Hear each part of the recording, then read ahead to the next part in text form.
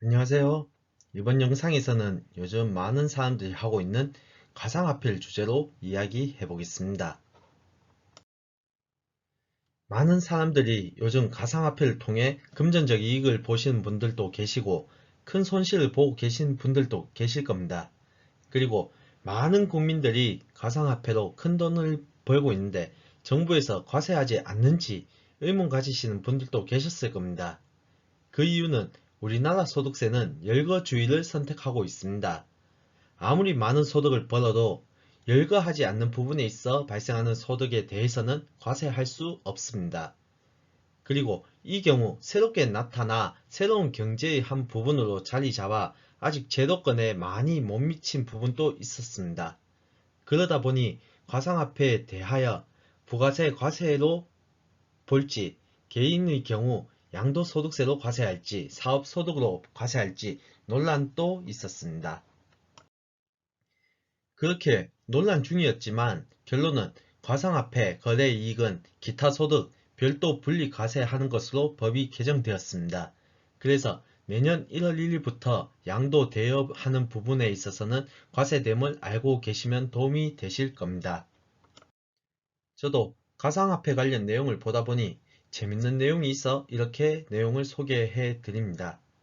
사업자 A씨가 실제로는 가상화폐 채굴을 위해 컴퓨터를 구입하였지만 사업자 등록증 상에는 컴퓨터 도소매 무역하는 것으로 사업자 등록을 하여 전력비, 컴퓨터 구매 비용 등 총 8억에 대한 부가세 환급 신청을 한 사건이 있었습니다. 환급 금액만 8천만 원이다 보니 채굴업자 입장에서는 환급이 받고 싶었을 겁니다. 하지만 그해 9월 관할 세무서는 현장 확인 결과 도매업을 운영한 것이 아닌 채굴을 위한 매입임을 확인하게 됩니다. 그래서 결론은 어떻게 났을까요? 결론은 가상자산의 공급은 부가가치세 과세 대상이 아니란 것으로 결론이 났습니다. 부가가치세 과세 대상이 아니니 채굴에 들어간 비용, 장비 구입비는 매입세액을 공제받지 못하는 것으로 결론이 났습니다. 저는 이 결론이 상당히 흥미롭다고 봅니다. 사람들은 스트레스 받고 지치고 힘들 때 게임으로 스트레스를 풀기도 합니다. 그리고 게임 속 재화를 다른 사람에게 돈을 받고 팔기도 합니다. 게임 속 재화를 거래하기 시작한 시점은 최소 10년 이상 되지 않았나 싶습니다. 하지만 재밌는 사실은 게임 속 재화를 파는 행위는 부가세 과세 대상입니다. 하지만 가상화폐에 대하여 부가세 과세 대상으로 보지 않았다는 점은 법원에서도 가상자산에 대하여 화폐로 판단해서 부가세 과세를 하지 않았다고 판결한 게 아닌가 싶습니다. 그렇다면 과연 가상화폐에 대하여 어떻게 과세가 이루어질까요? 첫째, 거주자의 가상자산 양도 대여하는 경우 기타 소득으로 과세가 됩니다. 그리고 과세표준은 가상자산 소득금액을 통해 과세합니다.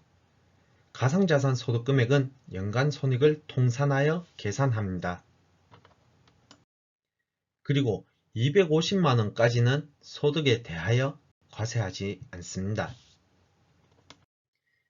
마지막으로 종합소득에 합산하지 않고 분리과세하여 단일세율 20%로 과세합니다. 신고는 연 1회 신고하며 종합소득세 신고기간에 신고하시면 됩니다. 2023년부터 시작이니 24년 5월 종합소득세 신고하실 때 가상자산에 대한 소득이 있으신 경우 신고하시면 됩니다. 예시를 통해 정리해 드리겠습니다. 홍길동 씨는 2023년 한 해 가상화폐를 통해 500만원을 벌게 되었습니다.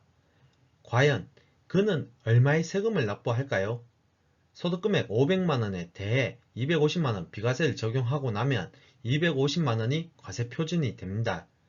거기에서 세율 20%를 적용해서 홍길동 씨는 50만원의 세금을 납부하게 됩니다.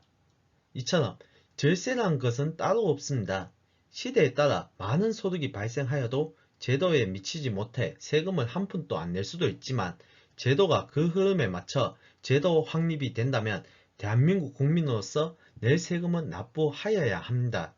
하지만 제도가 바뀌는 것도 모르고 이익만 생각하다가 나중에 확인되면 가산세까지 붙여서 세금을 납부하게 됩니다. 절세란 자신의 소득에 대하여 정당하게 신고 납부하여 가산세를 물지 않는 것도 저는 절세가 아닐까 싶습니다.